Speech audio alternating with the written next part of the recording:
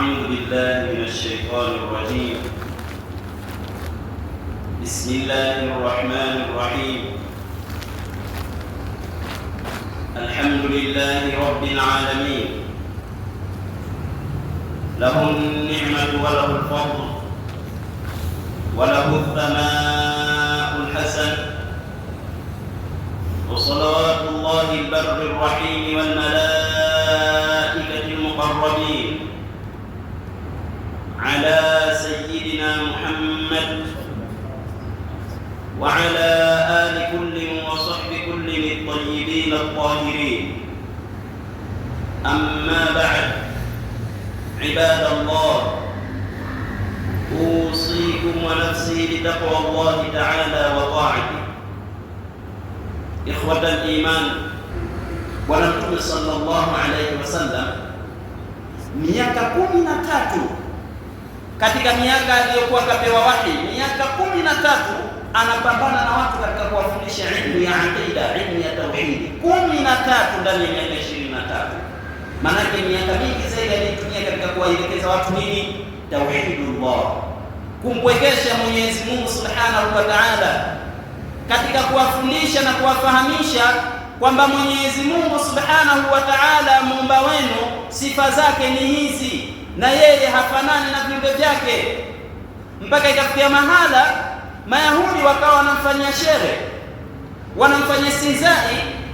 Wakaja wakati fulani kwa Mtume sallallahu alayhi wasallam, wakamwambia ya Muhammad, sif lana rabbaka alladhi ta'budu. Wakamwambia ya Muhammad, hebu tusifie huyo Mola wako ambaye unamwabudu. Bwana Mtume sallallahu alayhi wasallam akawaambia nini?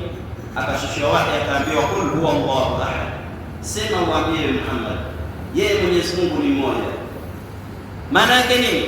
Allahu wahidun la sharika lahu, Mwenyezi Mungu ni mmoja, hapana mshirika kwake yeye.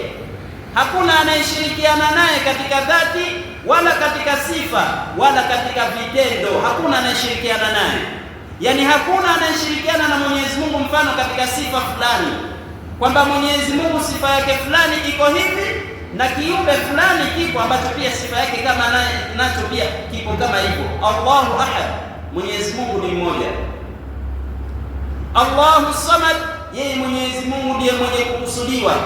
Maana yake kullu shay'in yahtaju ila Allah wallahu la yahtaju ila shay', kila kitu kinamhitajia Mwenyezi Mungu na yeye Mwenyezi Mungu ndiye muumba vyote hivi. Kwa hivyo yeye hahitaji chochote katika hivi. Akaendelea kuwafahamisha, akawaambia lam yalid, Mwenyezi Mungu hakuzaa, wala yulad, wala hakuzaliwa. Hana baba Mwenyezi Mungu, wala hana mama, wala hana mtoto. Walam yakul lahu kufuwan ahad, na hana yeye Mwenyezi Mungu chenye kufanana naye hata kimoja. Hana yeye Mwenyezi Mungu mwenye kufanana naye hata mmoja. Hana yeye Mwenyezi Mungu mwenye kufanana naye hata moja. Kisha akawaambia kwamba hizi ndio sifa za Mola wangu mwenye nguvu za ushindi aliyetukuka.